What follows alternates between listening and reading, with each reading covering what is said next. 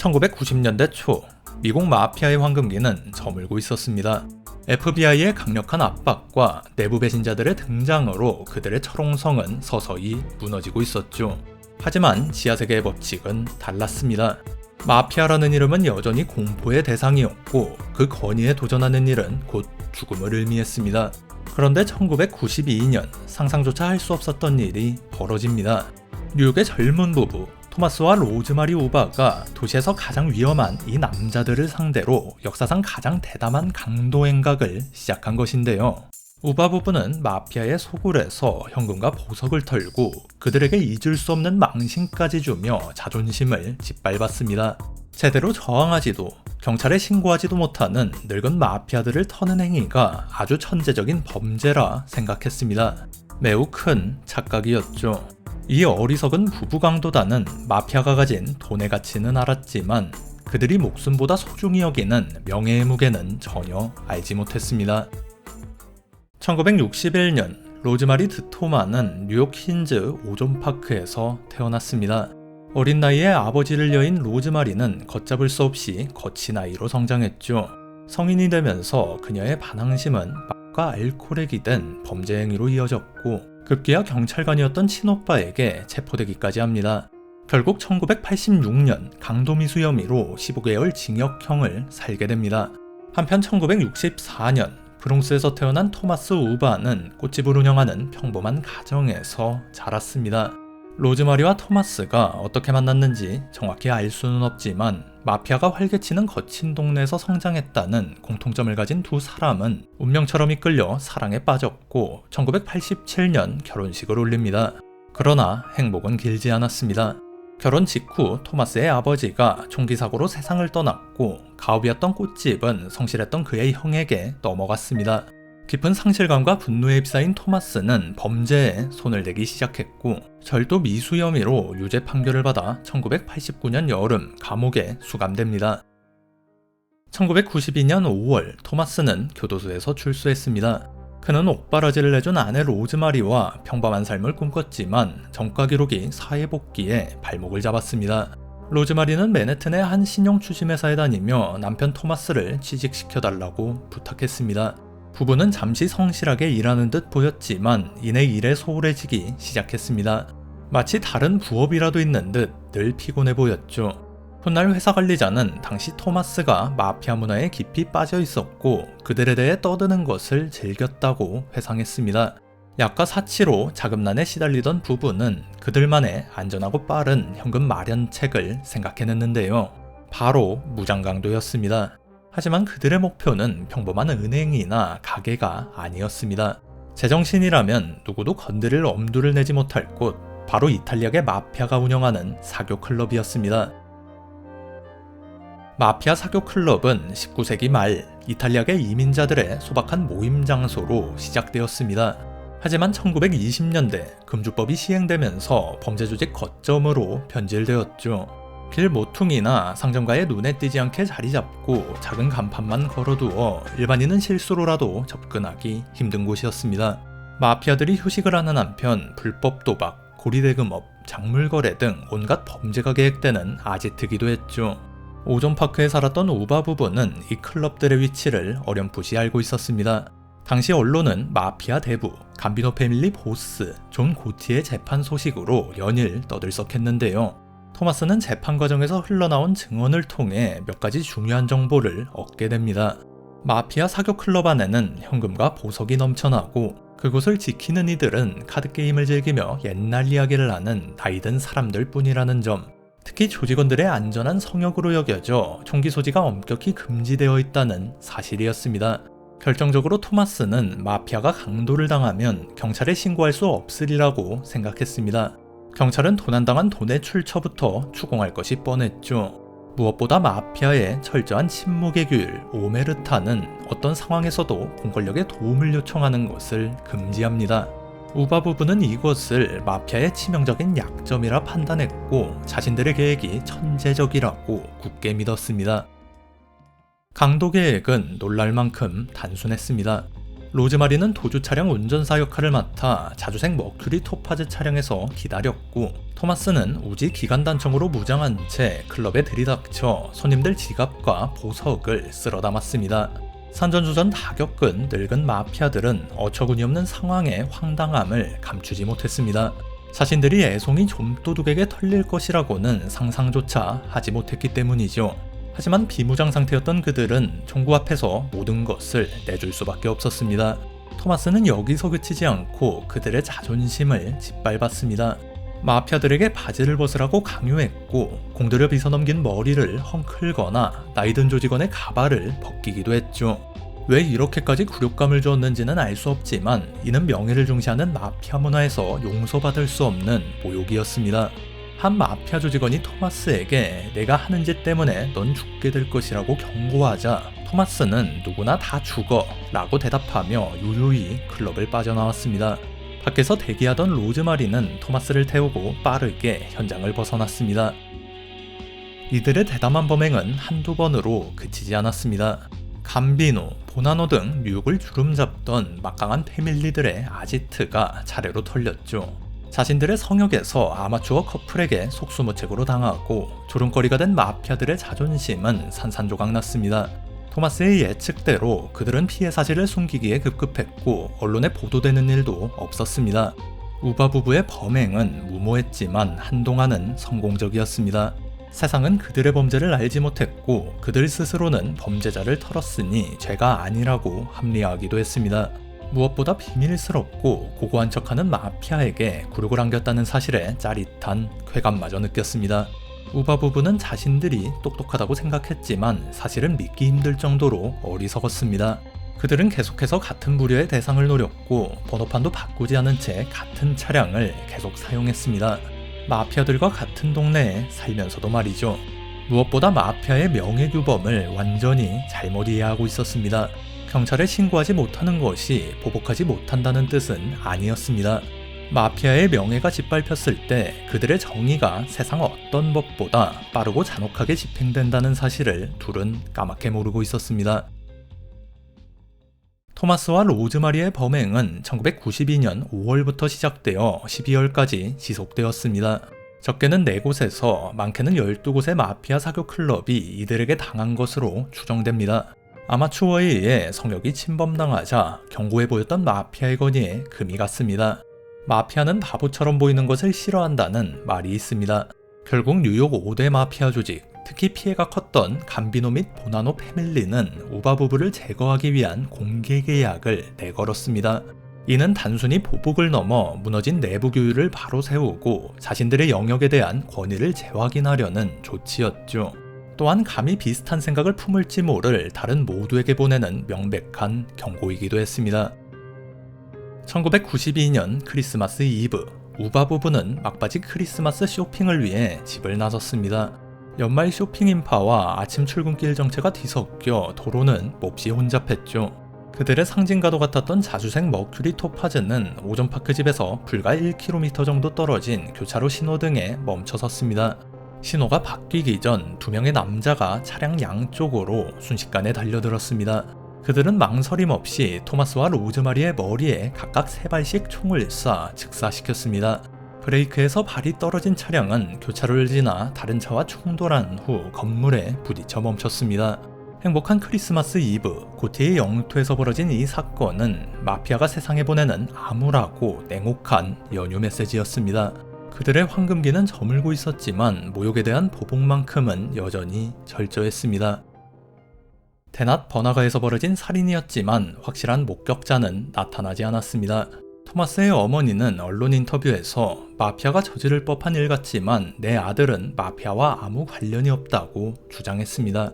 사건 발생 2주 후 경찰은 정보원들을 통해 우바 부부가 사교클럽 강도 사건에 대한 보복으로 마피아의 표적이 되었다는 첩보를 입수하기 시작했습니다. 하지만 결정적인 증거가 부족해 수사는 난항을 겪었고 살인사건에 대한 기소는 10년 넘게 이루어지지 않았습니다. 수사관들은 오랫동안 존 고티의 아들이자 당시 보스 대행이었던 존 고티 주니어가 살인에 연루되었을 것으로 의심했지만 그는 어떤 연관성도 부인했으며 기소되지 않았습니다. 사건이 잊혀갈 무렵인 2005년 진실의 일부가 수면 위로 떠오릅니다. 감비노 패밀리의 행동대장이었던 도미닉 피초니아가 우바부부 살해팀 일원이라는 혐의로 체포된 것인데요. 사건 당시 피초니아는 자신이 관리하던 클럽을 우바부부가 2번이나 털었기 때문에 매우 격분한 상태였다고 합니다. 그는 동료 조직원과 함께 우바부부의 행방을 쫓았던 것으로 알려졌습니다. 로즈마리는 간신히 그들을 따돌렸지만 그들이 그녀의 차 번호판을 적어두는 것까지는 막지 못했습니다. 조사 과정에서 핵심 정보원들의 증언을 통해 놀라운 사실이 드러났습니다. 감비노와 보나노 패밀리가 우바부부를 먼저 찾아내 제거하기 위해 경쟁했으며 한동안은 누가 그들을 죽였는지를 두고 다투기까지 했다는 것입니다.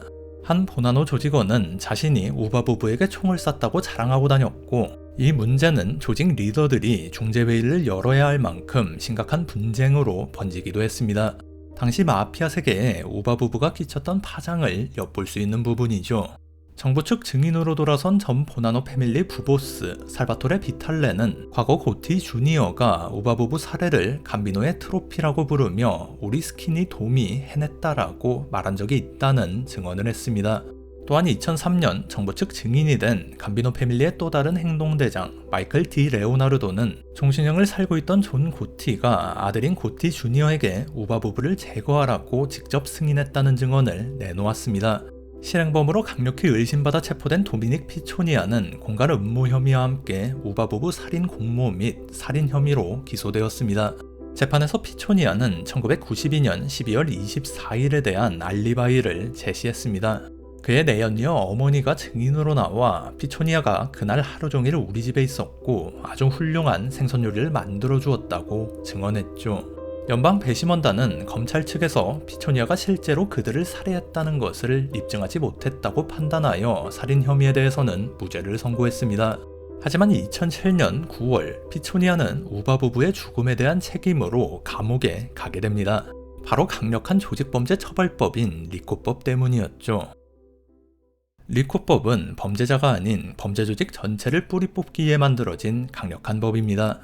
유죄가 인정되면 각 혐의당 최대 20년의 징역형은 물론 범죄 조직 활동으로 벌어들인 모든 재산을 국가가 몰수할 수 있습니다.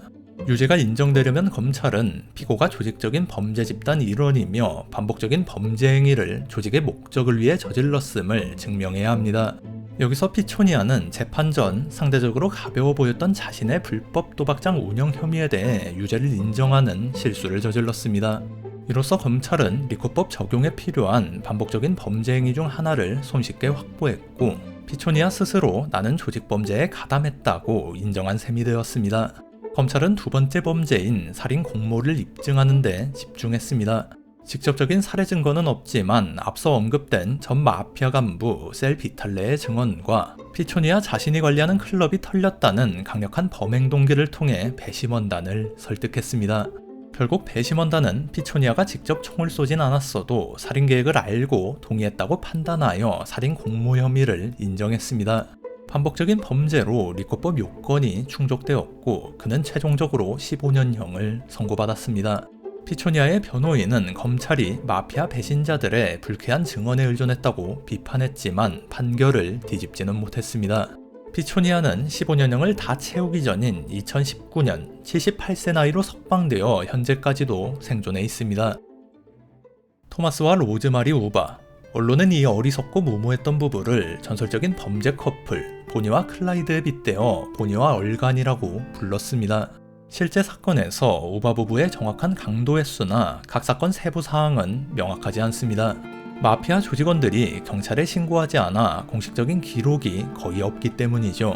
이러한 정보 공백은 창작자들의 상상력을 자극했고 이 이야기는 롭 더 몹과 더 원업이라는 두 편의 영화에 영감을 주었습니다. 롭 더 몹은 토마스의 강도 동기에 마피아 고리대금업 때문에 아버지를 잃은 복수심을 더했습니다. 더 워너비는 토마스가 마피아 문화, 특히 존 고티의 재판에 강박적인 관심을 가졌으며 마피아에 합류하려다 실패하고 우상인 고티가 유죄 판결을 받자 분노에 차 강도 행각을 벌이는 것으로 묘사했습니다. 두 영화는 허구를 더해 각기 다른 이야기를 만들었지만 모두 우바 부부를 로맨틱한 바보 커플로 그리고 있죠. 그들의 이야기는 마피아 황혼기에 피어난 기이하고 무모했던 불꽃으로 기억되고 있습니다. 영국에서 가장 단단한 보안을 자랑했던 더럼 교도소. 거기서도 이동은 범죄자들 사이에서 감옥 속의 감옥이라 불리며 절대 탈출이 불가능한 곳으로 여겨졌습니다. 그런데 1968년 그 신화가 무너집니다. 한 남자가 보란듯이 그곳을 빠져나왔기 때문이죠. 영화를 방불케 하는 희대의 탈옥 사건이었습니다. 그의 이름은 존 맥비카. 수차례 무장 강도를 저지른 악명 높은 범죄자이자 언제나 탈출을 꿈꾸던 시대에 반항하였습니다. 하지만 그가 원한 진정한 자유는 담장 너머에 있지 않았습니다. 경비원을 위협하고 털었던 돈에서 나오지도 않았죠. 총을 쥐었던 손으로 펜을 잡았을 때 그의 인생은 비로소 구원을 마주할 수 있었습니다. 오늘은 영국을 뒤흔든 공공의적 1호에서 가장 날카로운 범죄 전문 기자로 변신한 남자 존 맥비카의 이야기입니다. 1940년 3월 21일 존 맥비카는 친절한 신문가판대 주인 조지와 다이앤 맥비카 부부의 아들로 태어났습니다. 학창시절 맥비카는 뛰어난 운동선수이자 체스 챔피언이었죠. 그러나 그는 심한 반항기질을 가지고 있었고 타고난 두뇌와 신체 능력을 범죄에 이용했습니다. 점차 학교를 빠지기 시작한 그는 상점과 차량 절도를 벌였고 1956년 16살 나이로 재판을 기다리던 중 미겔 소년범 구치소에서 처음 탈옥을 감행합니다. 비록 금방 붙잡혀 2년간 수감 생활을 했지만 이곳은 그가 더 심각한 범죄 세계로 들어가는 발판이 되었습니다. 그는 다른 청소년 범죄자와 교류하며 온갖 강도 수법을 익혀 소년원을 졸업하게 되죠. 출소 후 맥비카는 곧바로 동료들을 모아 수년간 상점을 털며 무장 강도로 악명을 떨쳤습니다. 결국 1964년 보석상에서 1000파운드를 강탈한 혐의로 체포됩니다. 법정에서도 그의 투쟁심과 반항기질은 여전했습니다. 변호사를 구하지 않고 스스로 변론하며 배심원 판결 불일치를 끌어냈죠. 하지만 재심 끝에 결국 8년형을 선고받습니다. 맥비카가 수감된 곳은 당시 최고 보안 등급을 자랑하던 파크허스트 교도소. 그러나 철옹성 같은 감옥도 그의 의지를 꺾지는 못했습니다. 1966년 맥비카는 다른 12명의 수감자와 함께 대담한 탈옥을 공모합니다. 이들은 수감 생활 중 부당한 대우를 받았다며 가짜 소송을 제기해 법원에 출두할 기회를 얻어냈습니다. 삼엄한 감옥을 벗어나기 위한 기막힌 작전이었죠. 재판을 마치고 교도소로 돌아오는 길, 경계가 느슨해진 틈을 타 이들은 교도관들을 제압하고 탈옥에 성공합니다. 대대적인 경찰 수색 작전으로 다른 동료들은 곧바로 붙잡혔지만 맥비카는 홀로 도주에 성공했습니다. 그는 친분이 있던 런던 암흑가 보스 조이 파일에게 연락해 도움을 요청했고 파일은 동료와 함께 차를 몰고 포츠머스로 가 맥비카를 태웠습니다. 하지만 런던으로 돌아오던 중 도킹 지역에서 경찰 검문과 마주쳤고 이들은 경찰을 따돌리려 속도를 높이며 영화 같은 추격전을 벌였습니다. 결국 시내의 막다른 골목에서 궁지에 몰리자 맥비카는 경찰이 덮치기 직전 차에서 뛰어내려 어둠 속으로 사라졌습니다. 넉 달간의 도주 생활 동안 그는 셜리 윌셔라는 여성과 사랑에 빠졌고 훗날 둘 사이에서 아들 러셀이 태어납니다. 하지만 짧은 자유는 현금 수송 차량 강도 미수 사건을 벌이다 끝이 나버렸고 그는 다시 붙잡혀 수감됩니다.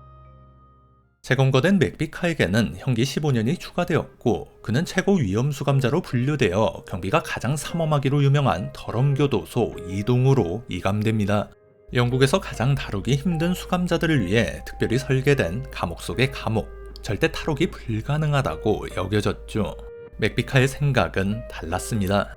그는 다른 감옥에서 수차례 탈옥 전력으로 옥스턴의 후딘이라는 별명을 얻은 동료 수감자 월리 프로빈과 함께 다시 탈출을 계획합니다. 두 사람은 교도소 샤워실에서 벽돌로 된 허술한 벽면을 발견했고 이 벽이 어디로 이어질지 확신할 수는 없었지만 덤벨로 조금씩 파낸 뒤 미술용 종이 반죽으로 위장하는 작업을 무려 6주간 반복했습니다. 마침내 이들은 수감동 외부 지하실로 이어지는 통로를 확보하고 밀반입한 톱으로 지하실 창살을 잘라냈습니다. 그런데 탈출이 임박했을 때 예상치 못한 변수가 등장하는데요. 같은 동에 수감된 갱단 보스 찰스 리처드슨이 이 계획을 눈치챈 것입니다. 영화 레전드로 알려진 크레이 형제와 대립할 만큼 악명 높은 갱스터였던 찰스 리처드슨은 교도소 안에서도 폭군으로 군림했습니다. 그는 탈출 터널 근처에 엉성한 가짜 터널을 파서 교도관에게 들키게 하겠다며 자신을 끼워주지 않으면 모든 걸 망치겠다고 협박했습니다. 맥비카는 어쩔 수 없이 그를 동참시키기로 약속하죠. 1968년 10월 29일 마침내 탈옥 당일, 맥비카와 프로비는 리처드슨이 휴게실에서 한가롭게 영화를 보는 틈을 타 먼저 구멍으로 빠져나갑니다. 뒤늦게 상황을 파악한 리처드슨과 그 부하들이 소리치며 교도관에게 탈옥 사실을 알렸고 교도소 전체에 비상경보가 울려 퍼졌습니다. 맥비카와 프로비는 환기 통로를 기어 운동장으로 나온 뒤 지붕 위로 올라가 담장을 넘었습니다. 교도관 수십 명과 경찰견이 추격했고 두 사람은 흩어져 더럼시의 좁고 구불구불한 길을 질주했습니다. 경찰이 대규모 차단선을 설치하고 수색본부를 차렸지만 맥비카는 얼음장 같은 웨어강을 헤엄쳐 건너고 철도를 따라 11km를 걸어 체스터리 스트리트에 도착했습니다. TV 방송팀과 기자가 더럼으로 몰려드는 동안 공중전화 부스에서 런던에 연락했고 주인 없는 땅에서 잠을 청하며 친구들을 기다렸습니다. 함께 탈옥한 프로비는 금방 붙잡혔지만 친구들이 맥비카를 찾아내면서 그는 또다시 자유를 얻었습니다. 이 대담한 탈옥은 경찰과 교도당국에 엄청난 망신을 안겼습니다. 1만 파운드의 현상금이 걸렸고 스코틀랜드 야드는 공식적으로 존 맥비카를 공공의적 1호로 선포했습니다. 경찰은 그를 말끔한 얼굴, 군살 없는 근육질 몸매, 얇고 으르렁거리는 듯한 입술을 지닌 인물로 묘사했고 맥비카의 외모와 이름은 대중의 뇌리에 깊이 박혔습니다. 어떤 이들은 그를 체제에 저항하는 아이콘으로 여기기까지 했습니다. 하지만 이 명성은 그를 전설로 만드는 동시에 자유로운 생활을 불가능하게 만드는 족쇄가 되었습니다. 그는 런던 남부 블랙히스에서 여자친구 셜리, 그리고 수감 중에 태어난 아들 러셀과 신분을 숨긴 채 살았죠. 동료 범죄자들의 무기를 대신 보관해주고 매주 한 번 동네에서 샴페인 2병을 사는 게 생활의 전부일 만큼 도피 생활은 교도소 못지않은 긴장의 연속이었습니다. 결국 1970년 동료의 배신으로 다시 체포되고 맙니다. 이 사건으로 형기 3년이 추가되어 총 26년을 채우기 위해 교도소로 돌아갔고 도주범을 숨겨준 혐의로 셜리 역시 처벌을 받았습니다. 다시 시작된 기나긴 수감 생활 중 존 맥비카는 매우 특별한 삶의 전환점을 맞이하는데요. 그는 더럼 교도소에서 수감자들을 교육하던 사회학자 로리 테일러를 만나게 됩니다. 테일러는 맥비카가 다른 수감자들과 달리 틈만 나면 책을 읽는 등 학문적 소양이 남다르다는 사실을 발견하고 그의 멘토이자 친구가 되어주었습니다. 테일러의 설득에 맥비카는 인생을 바꾸는 선택을 합니다. 벽에 몰래 판 구멍이 아닌 학문을 새로운 탈출구이자 저항의 방식으로 삼기 시작하죠. 그는 대입 시험에 합격해 글을 쓰기 시작했고 레스터 대학교에서 사회학 대학원 과정까지 수료합니다.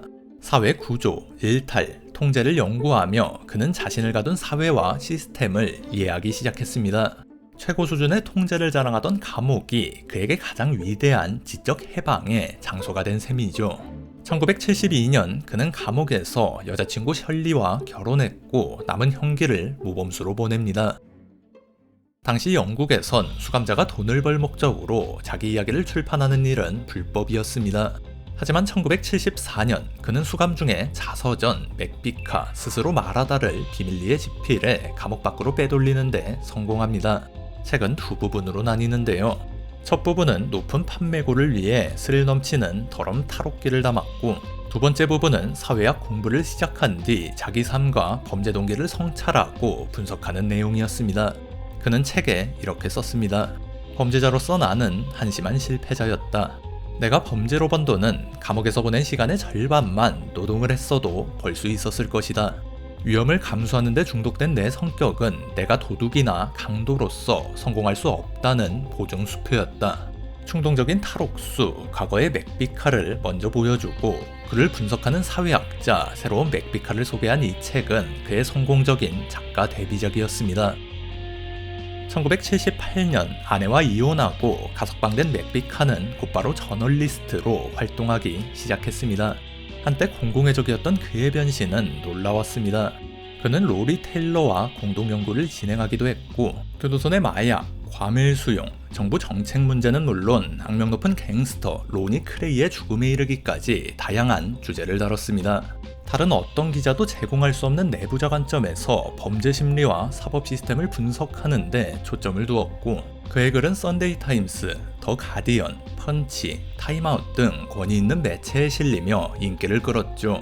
1980년 그의 삶은 직접 공동 각본가로 참여한 영화 맥비카로 만들어졌습니다. 그의 회고록을 바탕으로 인기 록밴드 더우의 리드 싱어 로저 돌트리가 주연을 맡았고, 시사회와 칸 영화제의 스타들과 함께 참석하며 그의 위상은 더욱 높아졌습니다. 많은 비평가가 돌트리의 탄탄한 연기와 함께 어둡고 현실적인 분위기를 잘 살린 범죄 드라마라며 호평했습니다. 일각에서는 맥비카라는 인물의 입체적인 면모를 담아내지 못하고 선정적인 액션 스릴러에 그쳤다는 아쉬움을 표했습니다. 맥비카 자신도 주연 배우 로저 돌트리가 로맨틱한 주인공이 되고자 하는 야망에 자신과 전처 셜리의 관계를 현실과 다르게 묘사했다며 이야기가 단순화되고 상업적으로만 소비되는 점에 불만을 표했습니다. 영화 자체는 그럭저럭 흥행에 성공했고, 로저 돌트리가 직접 프로듀싱하고 부른 사운드 트랙은 훨씬 큰 성공을 거두었습니다. 그리고 영화 속 탈옥 방식은 이후 스티븐 킹의 소설 쇼생크 탈출과 동명 영화에 영향을 주었다고 여겨지죠. 자유를 찾은 뒤에도 맥비카는 무장강도 시절처럼 아주 거친 언론 활동을 벌였습니다. 1990년 스트레인지웨이스 교도소 폭동 당시 수감자 진압을 위해 특수부대를 투입해야 한다고 주장해 옛 동료들과 설전을 벌이기도 했죠. 한 동료 언론인은 그를 두고 인류 대부분을 다양한 방법으로 경멸하며 오직 자기 개가 죽었을 때만 감동적인 글을 쓴다라고 평하기도 했습니다. 적이 많았던 탓인지 높은 인지도에도 불구하고 그는 1994년 파산을 신청해 빈털터리가 되었습니다.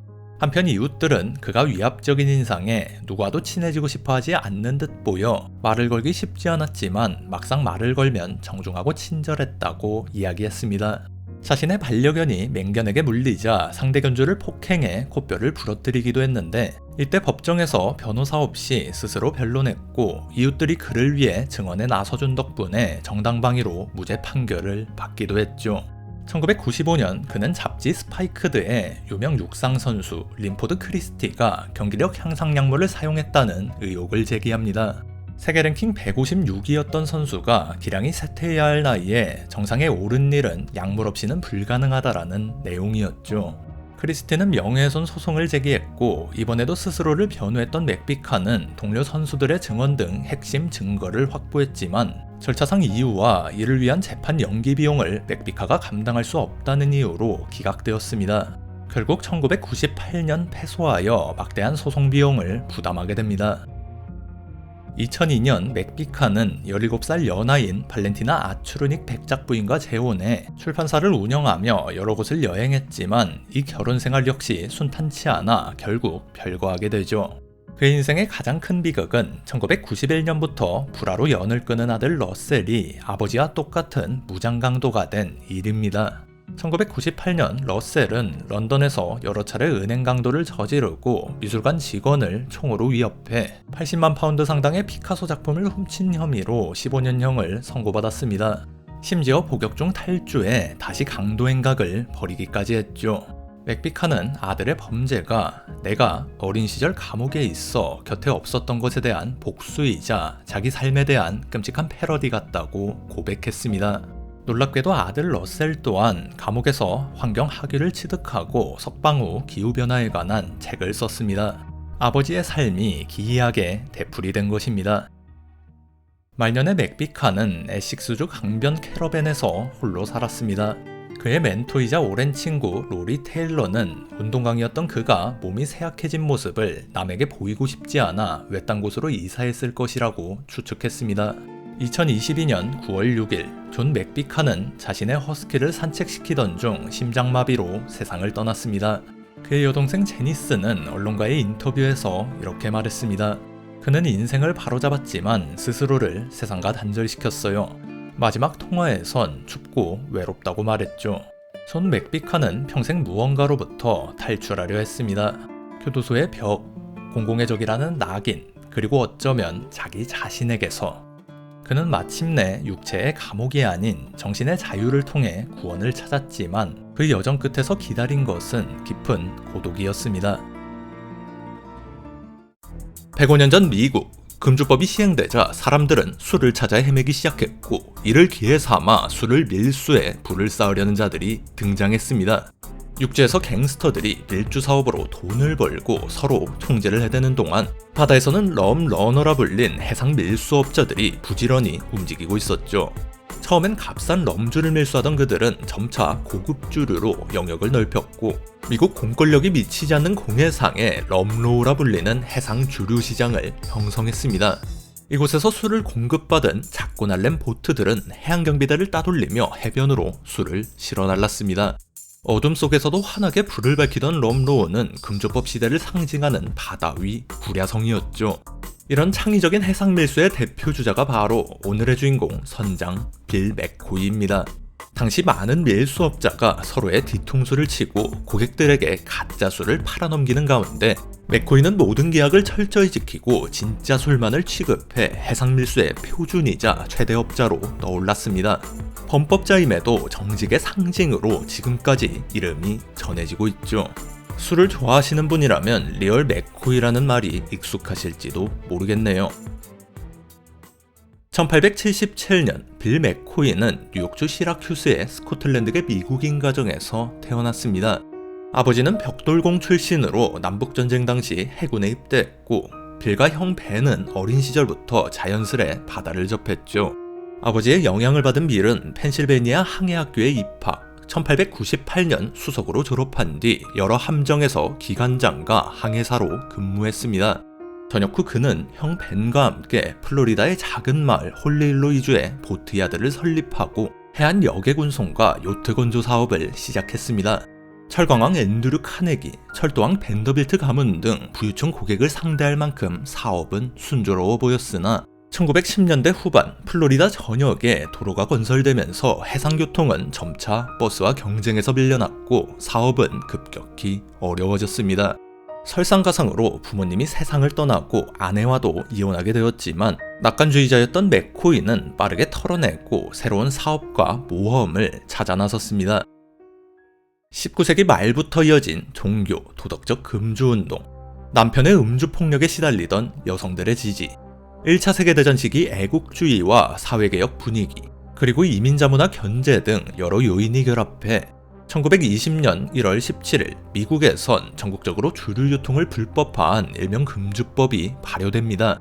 무엇이든 금지하면 오히려 더 매력적으로 보이는 법이죠. 사람들은 술을 더욱 갈망하게 되었고 지하 밀주 산업은 폭발적으로 성장했습니다. 빌 맥코이는 요트 사업을 운영하며 알게 된 몇몇 밀수업자를 통해 밀주 사업의 막대한 수익성을 실감했습니다. 비록 그는 술을 마시지 않았지만 금주법이 매우 터무니없는 법이라 생각했고 무엇보다 큰 돈을 벌고 싶었습니다. 게다가 항해, 운송, 조선 분야에서 쌓아온 풍부한 경험과 기술을 갖고 있었죠. 그는 형 벤을 설득해 기존 사업을 접고 스쿠너선 헨리 엘 마샬을 구매해 밀수에 최적화되도록 개조했습니다. 그리고 첫 항해에 나섰는데요. 1921년 빌 맥코이는 영국령 바하마의 나소와 비미니에서 럼주와 위스키, 진을 가득 실은 뒤 조지아주 사바나에 상륙해 단 2주 만에 15,000달러를 벌어들였습니다. 요트 사업 5년치 이익을 단숨에 얻은 것이죠. 맥코이는 탁월한 항해 실력으로 빠르게 명성을 쌓았습니다. 몇 차례 성공적인 항해를 거둔 후 아레투사우를 구입해 자신의 기함으로 삼았고 1등 항해사를 기존 헨리 엘 마샤로의 선장으로 승진시켜 본격적인 선단 운영을 시작했습니다. 각 선박 어창을 개조해 더 많은 수를 적재하고 강력한 엔진을 달아 빠르게 움직였죠. 선단은 동부 해안을 부지런히 오르내리며 아일랜드, 캐나다 위스키를 포함한 고급 증류주를 대량으로 미국에 공급했습니다. 맥코이는 해안경비대 단속을 피하고자 기존과는 전혀 다른 판매 방식을 도입했는데요. 그는 직접 미국 본토에 술을 내리지 않고 해안선 3해리 바깥, 미국 공권력이 닿지 않는 공해상에서 판매했습니다. 바이어들은 소형 보트, 어선, 연락선을 동원해 공해상까지 나와 맥코이의 밀주를 구매한 뒤 미국 본토로 운반했습니다. 맥코이는 대부분의 시간을 뉴저지 앞바다에서 보냈습니다. 그가 이런 방식을 최초로 도입했는지는 불분명하지만 그의 사업이 성공적이라고 알려지면서 수백 척의 밀수선이 그를 따라 해안선 3해리 밖에 정박해 이른바 럼로우가 형성되었습니다. 떠다니는 주류 쇼핑센터였죠. 배들이 몰려들면서 럼로우에는 정비, 보급, 유흥, 매춘 등 상당한 수준의 서비스 상권이 들어섰고 밤이면 밝은 불빛이 바다를 물들이며 마치 해상도시처럼 보였다고 합니다. 럼로우가 확대되면서 밀주를 노린 해적 행위도 성행하기 시작했습니다. 이에 대비해 맥코이는 엄격한 경계 시스템을 구축했는데 그의 배에는 한 번에 2명의 구매자만 탑승할 수 있었고 회전식 기관총을 설치해 접근하는 모든 선박을 경계했습니다. 덕분에 혼란스러운 환경에서도 안전하게 사업을 이어갈 수 있었죠. 맥코이는 밀주 운반 방식에서도 혁신을 가져왔는데요. 6병의 술을 집가 3배를 이용해 삼각으로 감싼 이른바 버럭 포장법을 고안, 적재와 운반을 효율화했습니다. 특히 포장 안감에는 소금을 덧대 단속이 오면 바다에 던져 가라앉혔다가 후에 소금이 녹으면 술이 다시 떠오를 수 있도록 만들었죠. 해양경비대는 몇 척의 단속선과 소수 인력만으로 수백 척의 밀수선을 쫓아야 했습니다. 게다가 밀수업자들과의 연봉 차이도 컸던 탓에 단속 의혹과 밀수업자 검거율은 매우 낮았습니다. 당국은 밀수보트를 제작하는 조선소를 단속하려고도 했지만 조선업자들은 이렇게 반박했습니다. 이 배가 밀수했을 줄 우리가 어떻게 합니까? 이건 태아를 범죄자로 체포하려는 것이나 다름없죠. 이렇게 법을 교묘히 피해가며 단속반을 농락하는 맥코이는 당연히 미국 정부에겐 눈엣 가시 같은 인물이었습니다. 특히 금주법 시행을 주도한 법무부 차관보 메이블 빌레브란트에게 제대로 찍혀 있었고 체포는 시간 문제로 보였습니다. 하지만 맥코이는 자신이 세운 몇 가지 원칙만 철저히 지킨다면 절대 꼬리가 잡히지 않을 것이라 믿었고 실제로도 한동안은 그러했습니다. 바이오와의 계약을 철저히 지킬 것, 해안에서 충분히 멀리 떨어질 것, 경계를 늦추지 말 것, 선원들에게 합당하고 공정한 임금을 지급할 것.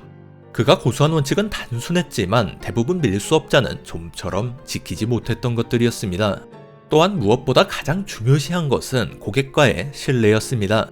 당시 다른 밀주업자들은 값싼 스파클링 와인을 프랑스 샴페인이나 이탈리아 스푸만테로 속여 팔거나 멀쩡한 술에 불순물을 섞어 양을 부풀렸습니다. 하지만 맥코이는 절대 술의 라벨을 바꿔치거나 첨가물을 더하지 않았으며 오직 최고급 브랜드만을 취급했습니다.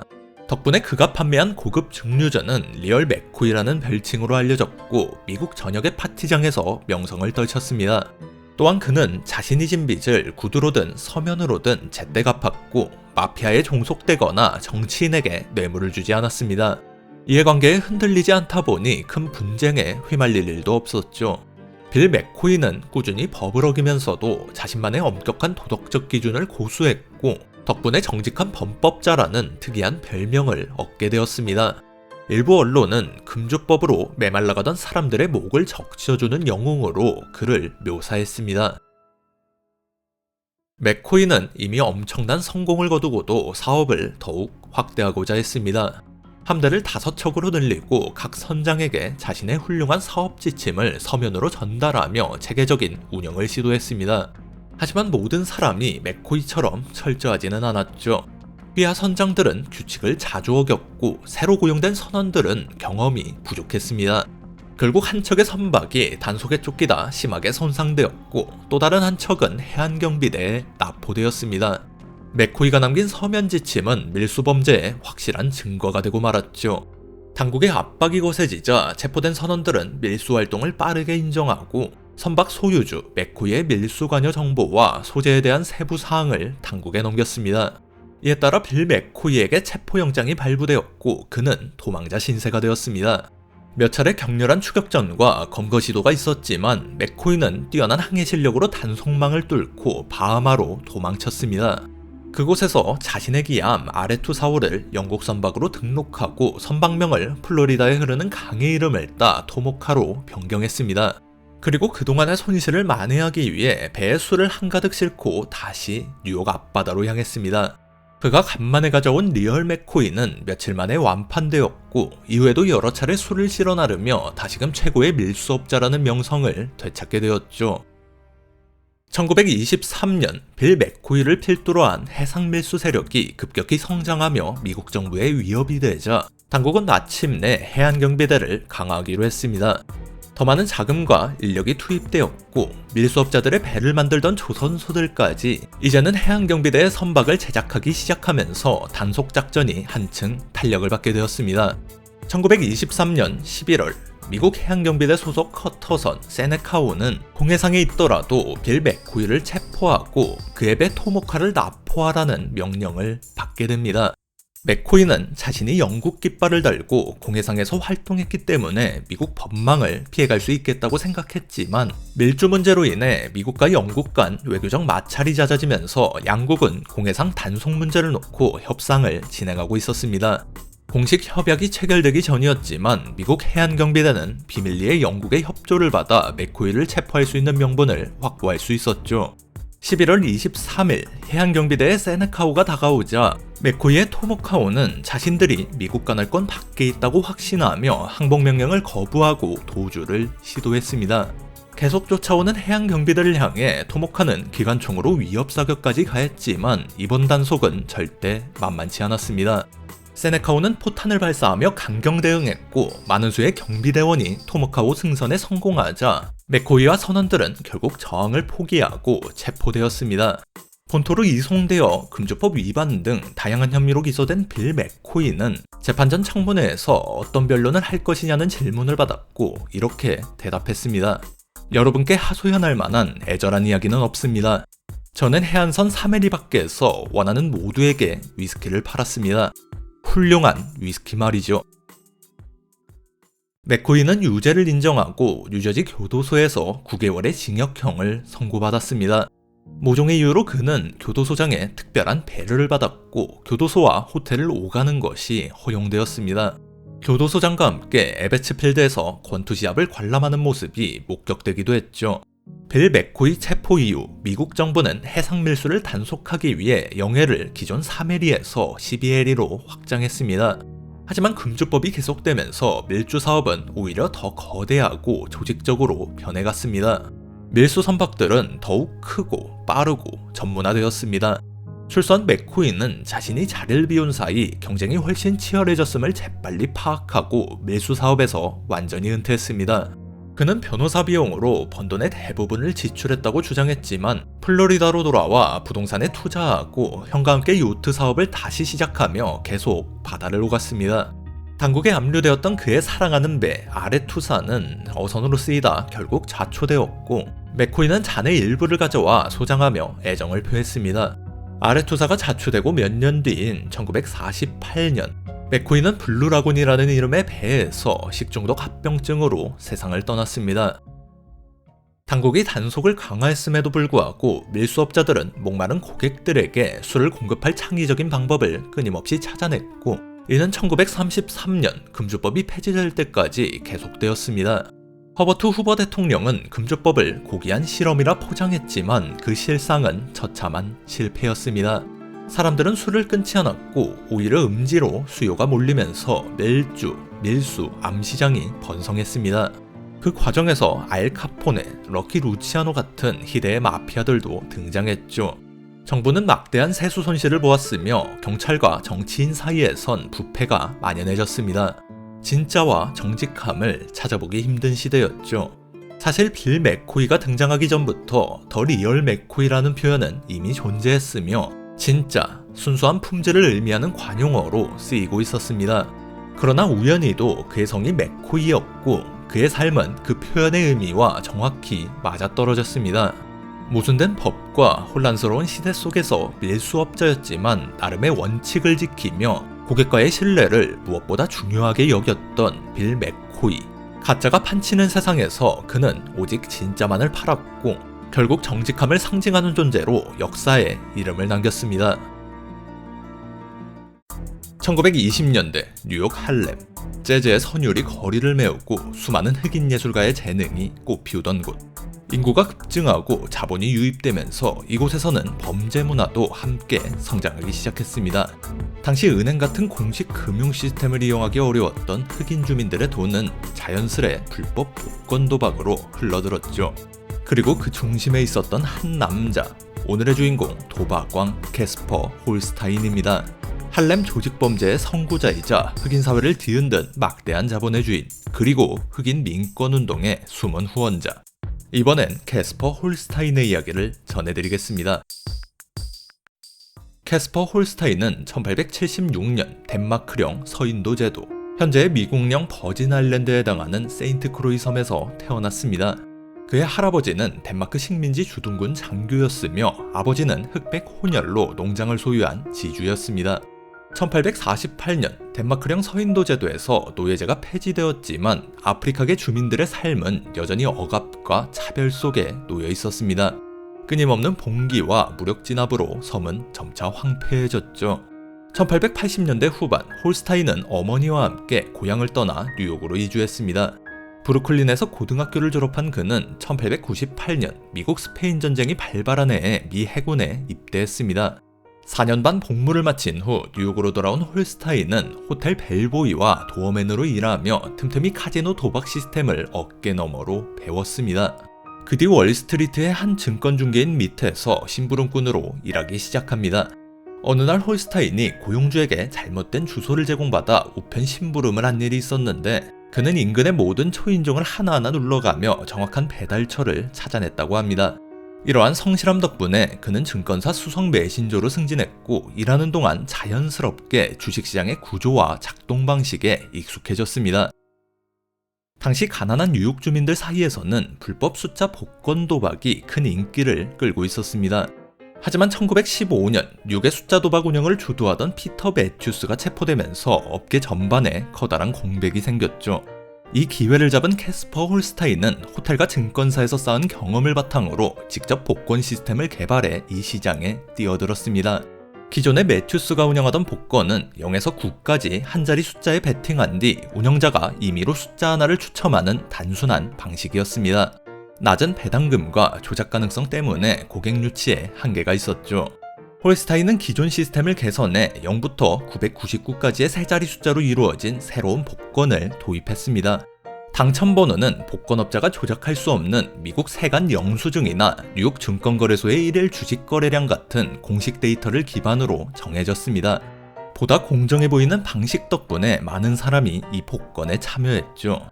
당첨자에게는 600배의 배당금을 지급했는데 실제 당첨 확률은 1000분의 1이었기에 홀스타인은 막대한 수익을 올렸습니다. 금주법이 시작되면서 홀스타인의 불법 복권은 더욱 큰 인기를 끌었습니다. 당시 할렘은 흑인 문화의 중심지로 떠오르고 있었고 인종차별과 경제적 어려움 속에서도 흑인 사회는 자생적인 비즈니스를 발전시키고 있었죠. 정규 은행 서비스를 이용하기 힘들었던 흑인 주민들의 돈은 홀스타인의 복권과 개인은행으로 흘러들었습니다. 숫자 도박은 쿠바와 플로리다 등지에서 먼저 유행하며 스페인어로 작은 공을 뜻하는 볼리타로 불렸습니다. 홀스타인은 이 사업으로 볼리타 킹이라는 별명을 얻게 되었죠. 나이트클럽처럼 합법 사업에도 손을 뻗친 그는 전성기에 하루 최대 12,000달러를 벌어들였습니다. 이는 당시 일용직 노동자의 평균 임금의 무려 4,000배에 달하는 금액이었습니다. 홀스타인은 할렘에서 가장 좋은 아파트 3채와 롱아일랜드의 저택, 버지니아의 농지까지 소유하며 호화로운 삶을 살았습니다. 백인 부자들보다 더 고급스러운 옷을 입고 링컨 세단을 타고 다녔으며 사교계에서도 유명 인사로 이름을 날렸죠. 독신이었던 그는 자신의 아파트에서 뉴욕의 정치인들과 고향 버진 아일랜드의 지도자들을 자주 초대해 함께 식사를 즐기곤 했습니다. 모든 것을 누릴 수 있었음에도 술과 담배, 여자에는 큰 관심을 두지 않았다고 전해집니다. 홀스타인의 기반은 도박 범죄자였지만 당시 뉴욕타임스는 그를 할렘이 가장 사랑하는 자선 영웅으로 소개했습니다. 그는 불법 도박으로 얻은 이익의 상당 부분을 흑인 커뮤니티의 발전에 사용했습니다. 공교육에서 소외된 흑인 학생들을 돕기 위해 사립학교와 교육기관에 기부하고 장학금과 기숙사를 제공하며 교육 후원에 힘썼습니다. 또한 예술가들에게 자금을 지원해 1920년대 할렘 르네상스라고 불리는 흑인 문화 부흥에 기여했습니다. 특히 매년 홀스타인 글쓰기상을 제정해 흑인 문인들의 창작 의욕을 북돋았죠. 그의 자선활동은 국제무대에서도 이어졌습니다. 라이베리아에 침례교 학교를 세우고 고향 버진 아일랜드를 위한 허리케인 구호 기금도 마련했습니다. 또한 전미 유색인 지휘향상협회 신문에 정기적으로 기사를 기고하며 미국 본토에서 벌어지는 흑인 린치 사건과 버진 아일랜드에서 미 해군 군정이 자행한 부당한 대우를 비판하기도 했습니다. 1927년 버진 아일랜드 주민들이 미국 시민권을 부여받는 과정에서 홀스타인은 여론 형성에 지대한 영향을 미친 인물로 평가받습니다. 단순한 범죄 보스를 넘어 흑인사회 지도자로 자리 잡은 것이죠. 한편 할렘의 도박 사업이 크게 번창하면서 새로운 경쟁자들이 뛰어들기 시작했습니다. 그 중에서도 할렘의 여왕으로 불린 스테파니 샌클레어가 홀스타인의 대표적인 라이벌로 떠올랐습니다. 치열한 경쟁 속에서도 홀스타인은 폭력을 앞세우기보다는 흑인 커뮤니티에서 얻은 신망을 바탕으로 원만한 관계를 유지하며 자신의 입지를 단단히 다졌습니다. 비록 할렘의 복권 도박은 불법이었지만 상대적으로 경미하고 피해자가 없는 범죄로 여겨졌습니다. 경찰도 큰 관심을 기울이지 않았고 사업은 비교적 평화롭게 유지되고 있었죠. 그러나 한 사건을 계기로 상황이 급변합니다. 1928년 캐스퍼 홀스타인은 신원이 밝혀지지 않은 백인 남성 5명에게 납치되어 심하게 구타를 당했습니다. 범인들은 몸값으로 $50,000를 요구했습니다. 홀스타인은 사흘 만에 석방되었고 일부 언론은 그가 막대한 몸값을 넘겨줬다고 보도했습니다. 하지만 홀스타인은 이를 부인하며 사업상 이유로 아무것도 말할 수 없다는 말만 남긴 채 침묵을 지켰습니다. 이 사건의 배후로 할렘에 진출하려던 유대인 갱스터 더치 슐츠가 거론됐지만 결국 범인은 밝혀지지 않았고 사건은 미제로 남았습니다. 홀스타인은 다시 자신의 자리로 돌아왔지만 $50,000라는 거액의 몸값이 그에게 책정됐다는 사실이 신문을 통해 뉴욕 전역에 알려지게 되었습니다. 이에 따라 백인 갱스터들과 부패한 공직자들은 그간 무시해왔던 할렘과 흑인 범죄자들이 엄청난 부를 축적하고 있다는 사실을 깨닫게 되었습니다. 1932년 할렘의 흑인 도박 운영자들에게 법률 서비스를 제공하던 변호사 딕시 데이비스는 복권 도박을 통합해 자신이 중앙관리자로 나서면 더 많은 돈을 벌 수 있겠다고 판단했습니다. 이 구상을 실현하기 위해 그는 유대인 범죄검을 더치 슐츠를 집행자로 끌어들이는데요. 당시 금주법이 폐지되면서 많은 갱스터가 새로운 사업 기회를 모색하고 있었고 그 중에서도 슐츠는 잔혹하고 교활하기로 악명 높았습니다. 결국 데이비스는 순식간에 사업 주도권을 슐츠에게 빼앗기고 말았습니다. 슐츠는 경찰과 공무원들을 매수한 뒤 흑인 도박업자들을 협박, 폭행, 심지어 살해까지 하며 할렘의 지하세계를 장악해 나갔습니다. 대다수 도박업자는 슐츠에게 굴복했지만 가장 큰 이권을 쥐고 있던 캐스퍼 홀스타인과 스테파니 샌클레어는 완강히 저항했습니다. 오랜 라이벌이었던 두 사람은 외부 세력에 맞서기 위해 동맹을 맺었죠. 샌클레어는 범피 존슨이라는 유능한 집행자를 앞세워 슐츠의 공격에 적극 대응했지만 홀스타인은 본래 폭력과는 거리가 먼 인물이었고 정치인에 가까운 이미지를 지녔기에 무력 분쟁에서 힘을 발휘하기 어려웠습니다. 게다가 할렘에서 수많은 사상자가 발생하자 경찰은 도박 범죄를 본격적으로 수사하기 시작했습니다. 이때 홀스타인의 범죄 사실이 신문에 대서특필되면서 그는 심각한 이미지 타격을 입게 됩니다. 결국 그는 도박 사업에서 손을 떼고 활동 범위를 줄일 수밖에 없었습니다. 그러나 여전히 할렘의 유력 지도자이자 흑인 민권 운동의 주역으로서 경찰의 감시에서 벗어나지는 못했습니다. 1935년 12월 홀스타인은 도박 운영 혐의로 체포되었고 이듬해 징역형을 선고받아 복역하게 됩니다. 홀스타인은 이미 도박 사업을 정리했다며 결백을 주장했지만 법원은 이를 받아들이지 않았습니다. 과도한 야망에 사로잡혀 폭주하던 더치 슐츠는 1935년 동료 마피아들에게 살해당했습니다. 그 후 이탈리아 마피아와 손잡은 범피 존슨이 상관 스테파니 샌클레어의 자리를 차지하며 할렘의 지하세계를 장악하게 되었습니다. 이미 주 무대에서 밀려난 홀스타인은 체포 직전에 이런 글을 남겼습니다. 우리는 반노예, 반자유 상태로 살아갈 수 없습니다. 완전한 자유가 아니면 원하지 않습니다.